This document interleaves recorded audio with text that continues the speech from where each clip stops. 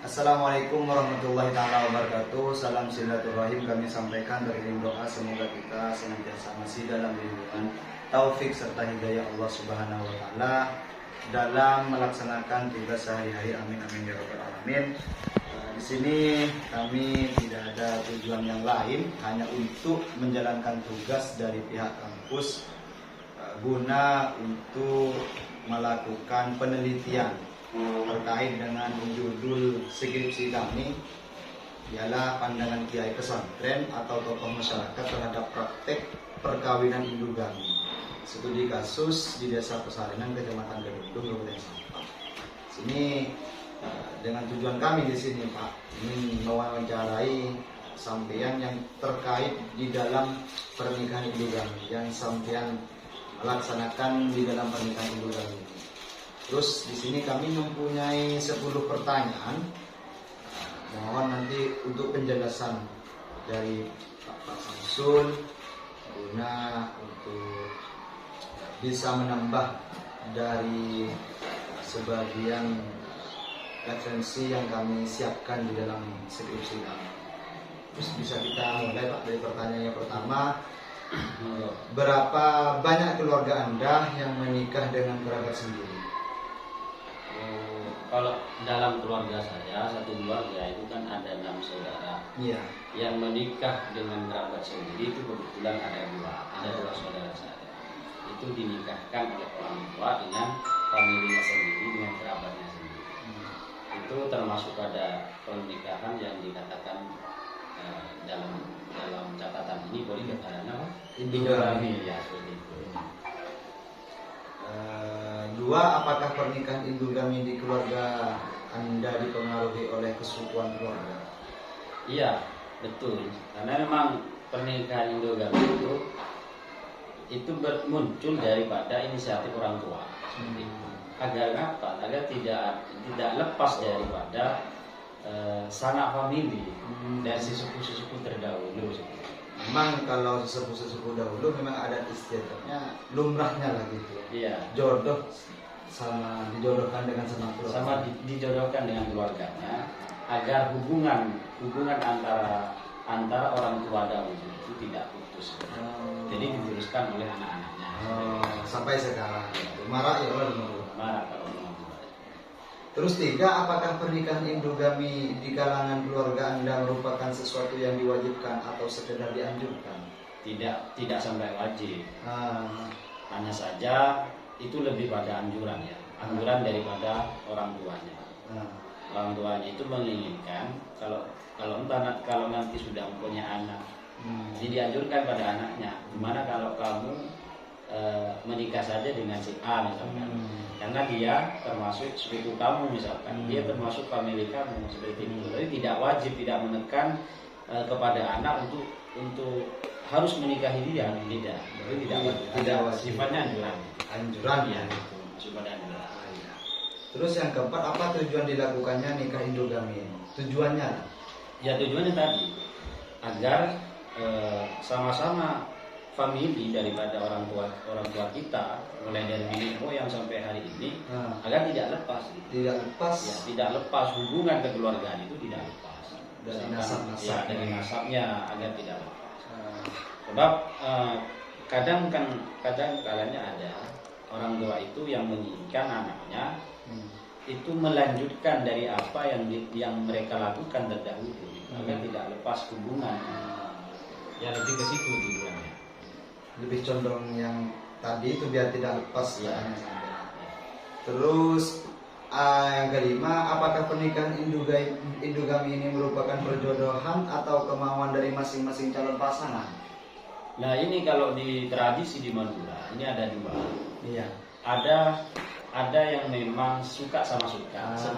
Setelah dipertemukan dengan si calon itu kadang suka sama suka. Iya. Kadang memang dari paksaan dari keluarga. Iya. Berarti ada dua faktor.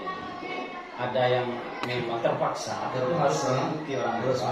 Mengikuti ya. Ada sebagian yang ketika dijodohkan itu suka sama suka. Iya. Itu yang ada di tradisi. Terus kalau secara terpaksa itu apakah suatu saat hari nanti ketika dia sudah oleh keluarga si A dan si B itu diterlanjurkan oleh pernikahan tersebut, apakah nanti dari dua itu ada kemudorotan apa gimana? Ya kalau soal nanti ketika sudah masuk pada kehidupan baru misalkan, ini juga ada dua kemungkinan. Sesuai dengan realita di lapangan, itu kadang menjadi keluarga yang baik, sakinah mawaddah gitu kata teman-teman itu. Kadang ada yang rusak di tengah jalan, cerai di tengah jalan karena memang keterpaksaan awalnya dia dijodohkan dengan si A, tidak suka. Makanya konsekuensinya yaitu bercerai di tengah jalan. Ada sebagian ya terus jodoh sampai akhirat. Kira-kira dunia akhirat. Bisa dilanjut yang pertanyaan ke-6. Apakah dalam pelaksanaan pernikahan endogami ini ada pola penyatuan kekerabatan yang harus dipatuhi? Artinya si A keluarga si Bani Hashim ataupun si Bani Samsuri lah gitu. Di sini ada pola yang harus dipatuhi dari pihak si Bani Hashim tersebut. Kalian jangan sampai keluar dari keluarga di situ. Kalian harus dinikah. Kalian harus nikah dengan keluarga si Bani si B tersebut tadi yang saya sampaikan. Apakah itu harus dipatuhi di dalam undang-undang keluarga? Ya kalau sesuai dengan tradisi karena memang kalau orang-orang kampung itu tidak sama ya, wataknya tidak sama. Itu kadang kalau kita punya famili dan kebetulan dia orang kaya misalkan, maka si anak itu dituntut agar nanti kalau sudah dewasa harus menikah dengan putranya itu misalkan, dengan anak si kaya itu. Kadang ada yang semacam itu tuntutannya karena memang dipandang kaya gitu secara ekonomi. Itu kemudian dituntut untuk tidak keluar dari keluarga itu, harus bersama itu. Memang ada ya? Ada sebagian seperti itu. Tapi lagi-lagi ya karena semuanya tidak sama ya pemikirannya, tidak semuanya memandang terhadap materi saja. Kadang tidak seperti itu. Tapi ada lah sebagian. Lanjut yang ke-7. Di sini ada apa dampak yang ditimbulkan dari pernikahan endogami ini bagi hubungan kedua keluarga? Nanti dampaknya. Yaitu dampaknya seperti tadi. Karena memang berangkat dari rasa ketidaksukaan gitu ya, satu sama lain antara calon laki-laki dengan perempuan itu.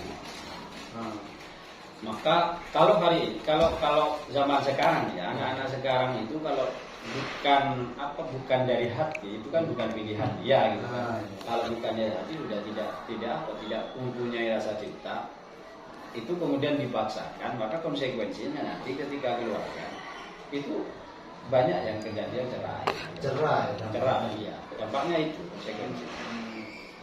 Kalau semisal ketika dipertemukan atau dijodohkan ternyata cocok satu sama lain, maka itu biasanya langgeng gitu.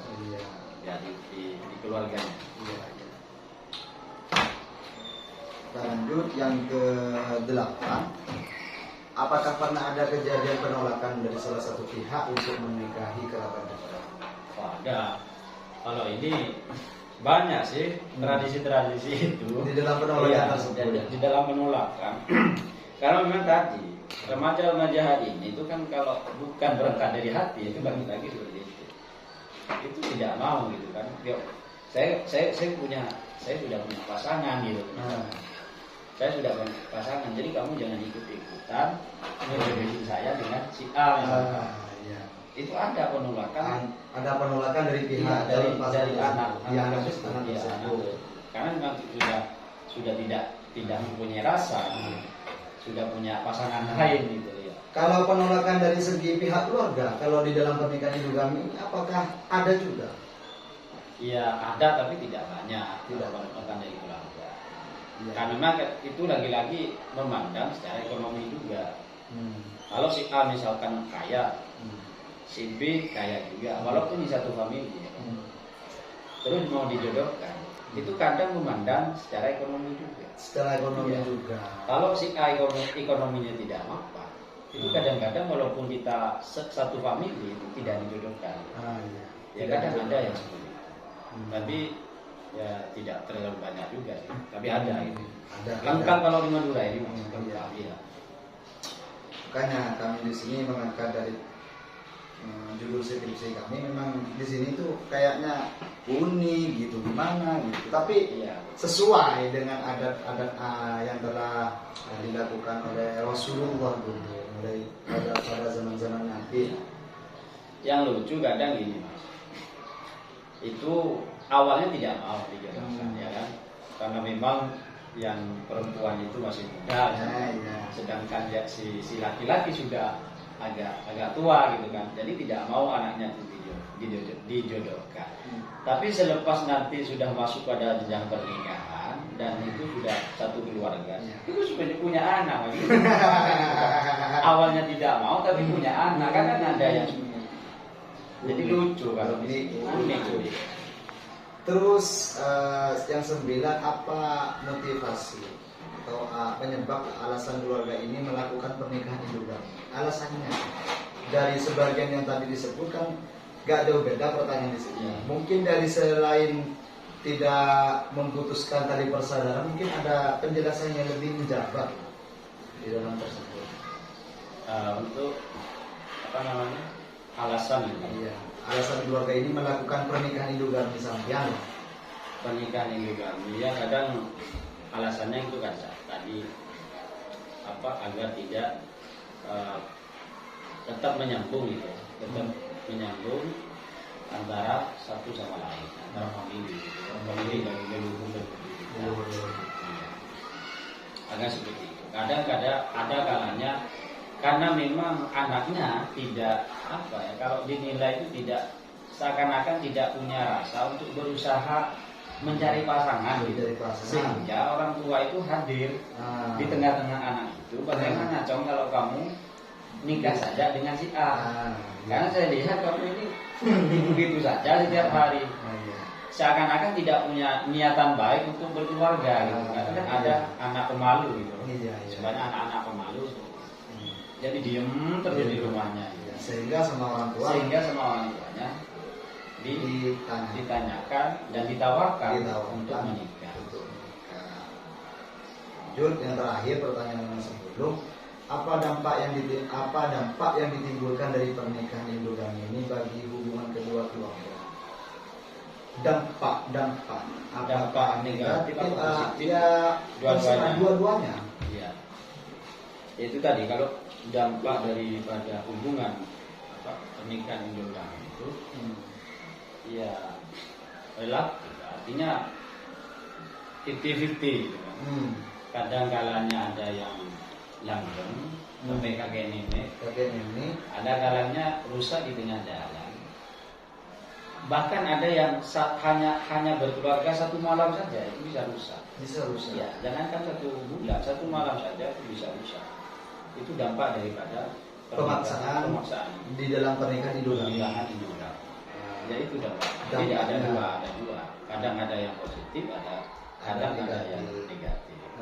Itu sesuai tergantung pada kedua belah pihak. Artinya laki-laki dan perempuan bagaimana menggauli di rumah tangga itu.